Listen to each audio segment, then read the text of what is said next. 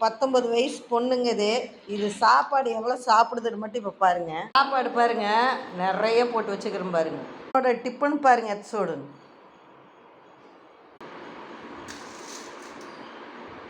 சாப்பாடு எப்படி இருக்குது சொல்லுங்க.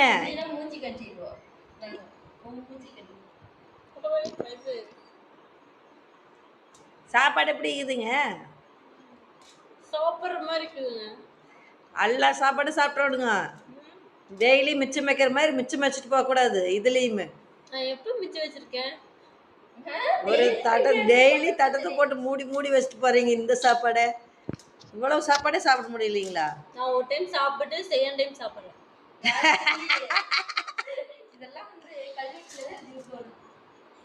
ஒரு டைம் சாப்பிட்றதா? ஒரு ரூபாயே இத்திலியுண்டு எப்போ எடுத்து எப்போ சாப்பிட்றது?